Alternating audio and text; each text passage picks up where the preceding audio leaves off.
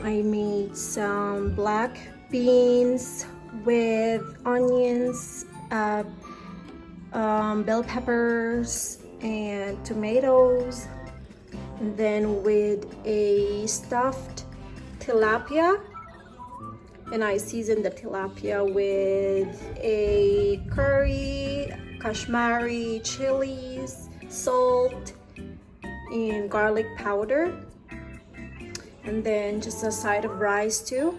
And then I garnished it with lemons and Italian parsley. So I hope you guys like it. Please don't forget to subscribe on my channel, like my videos and share them, and please don't forget to leave some love under my comment. Thank you guys. I'll see you in my next video. Bye.